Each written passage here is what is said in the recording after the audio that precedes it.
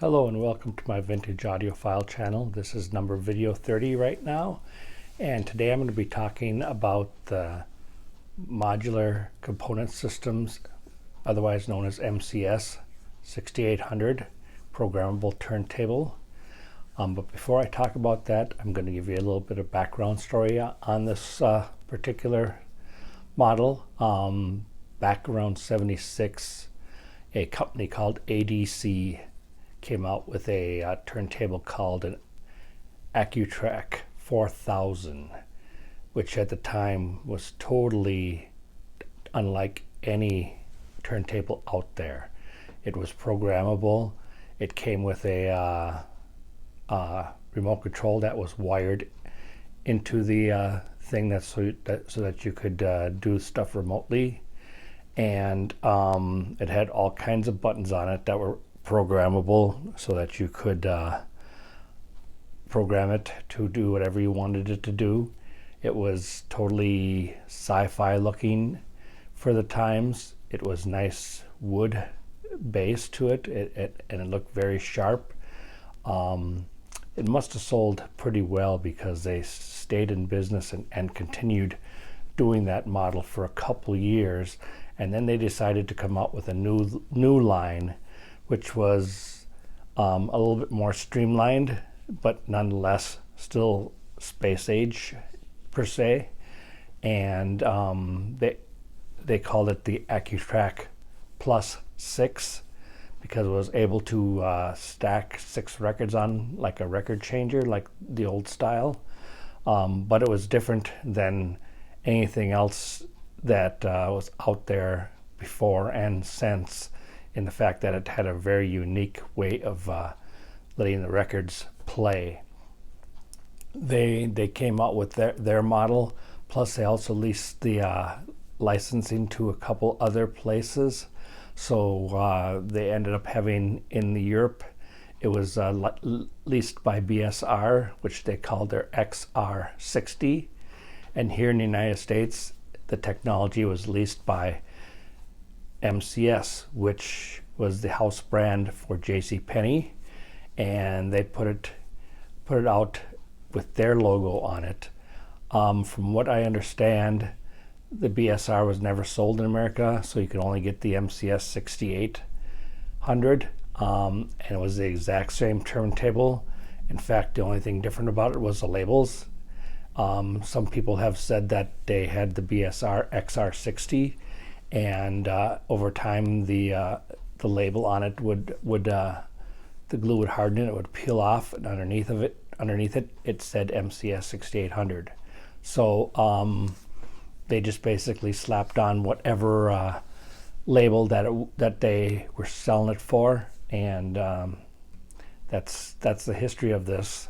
As you can probably tell, it looks a little different than any other turntable out there, and I'll do a little demonstration here for you to show you just what I mean.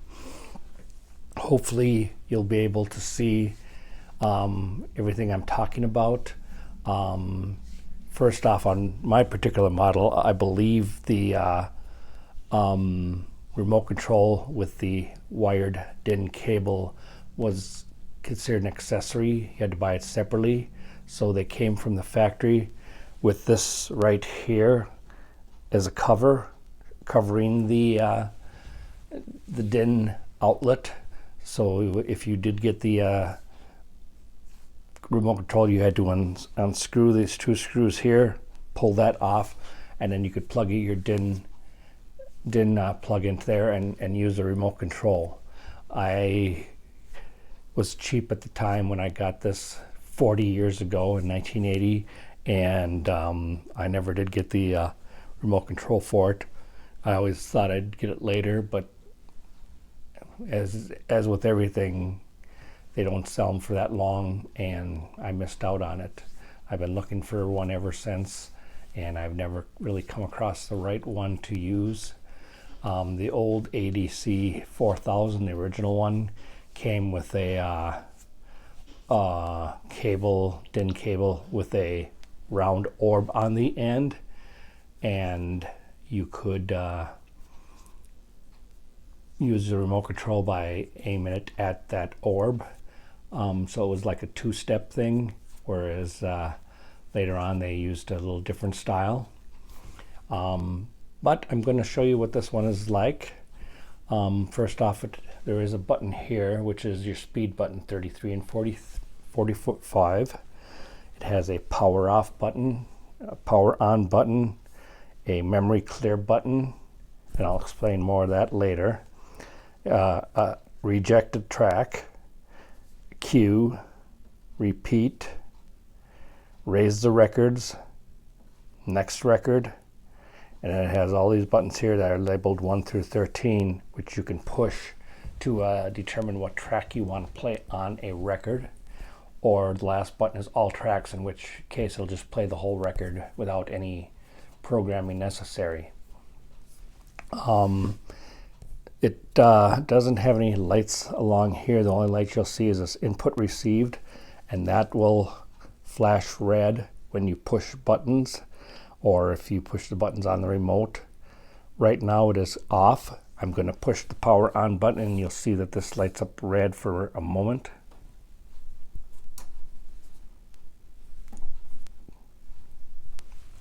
Actually, I think I have it on already. I was looking at it before. I'll push the power off and you'll see that it's got the power.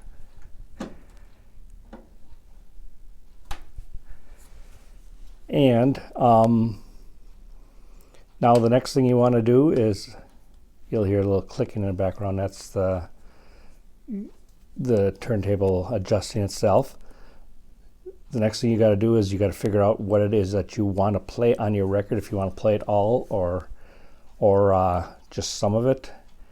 And I'm going to try my best to show you what I mean by the thing that makes it different than anything else. And I'm going to just momentarily bring this down here to show you what I mean.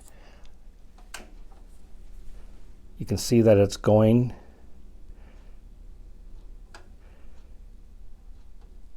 And then if you'll see, that spindle there is actually coming up on the record as the record is going in reverse, and then it goes back and forward play motion and gently eases the record down.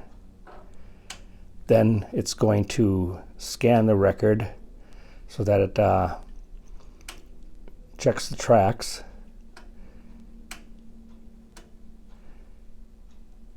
And because I pushed 1, it'll start playing on track 1.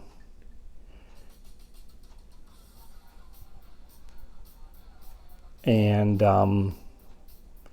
that's what it looks like. Now if you want to, like I say, play all tracks, you just hit all tracks or any of these other buttons you want. If you push 13 or something like that, and there's not 13 tracks on there, of course it won't play that. It'll reject it, and you'll have to figure out what track it is you really want. But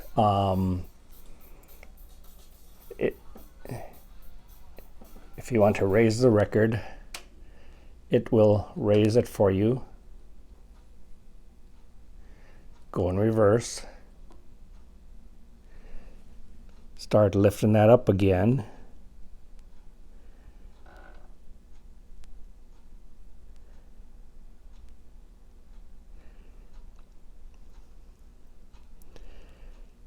And like I say, you can put 6 different records on here that you can use.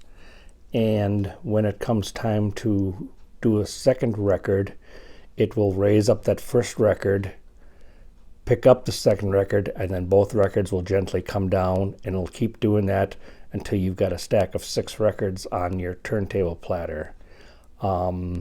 This has got a very unusual system on it.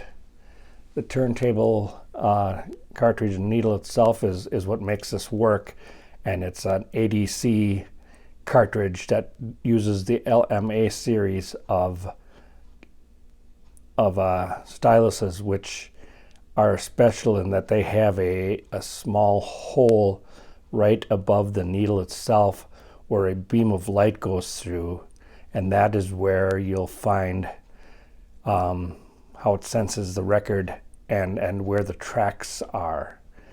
And as you can see over here, this here is part of that beam of light, and it's got a really weird looking counterweight and stuff on it. That counterweight is a very heavy counterweight, but it's balanced just right so that this tracks at 1 to 2 grams. And this counterweight is not adjustable like on the later ones. It is strictly a piece of shiny metal that fits right into here and perfectly balances the record player tone arm. As you can see, it's a very unusual looking apparatus with a armrest that you can lock in place if you'd like.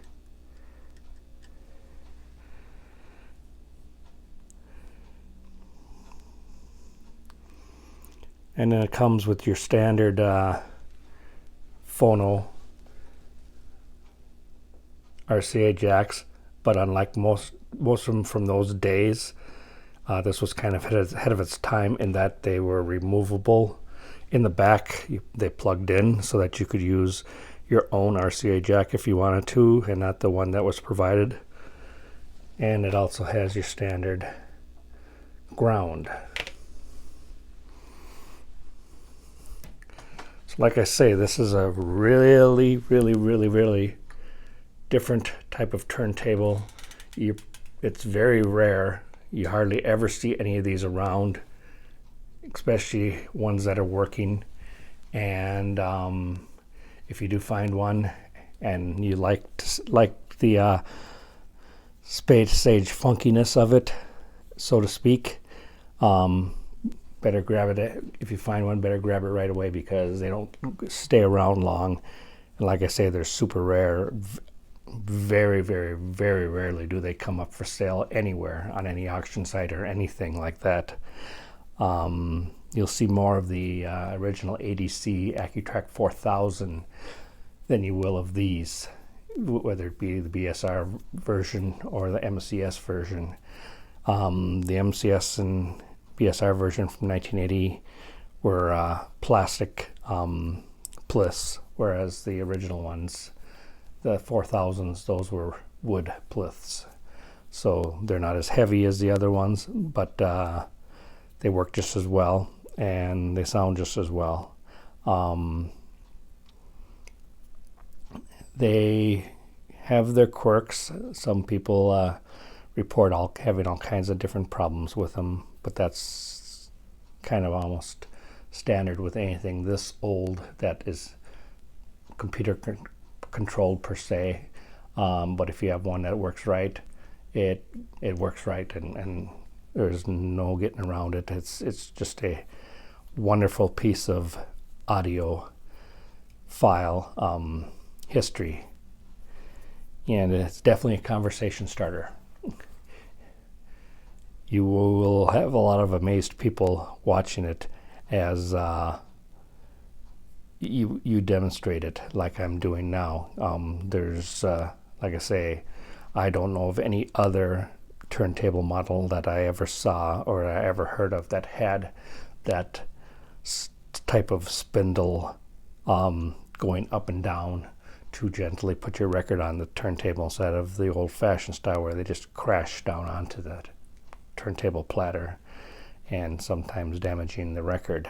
This will not damage your record because it's feather smooth. So that is my video for today. Hopefully this was a video that will see a lot of views, because it is so rare. People probably have never seen one before, much less one in action. So hopefully if you do see it and you do like it, please give me a like for the video. Please give me any comments or questions that you may have. Please subscribe to my channel. I do have some other weird, funky things in my collection that I may be showing soon. So until next time, Thank you for watching my video. Thank you for subscribing in advance if you do, and have a great day. Bye-bye.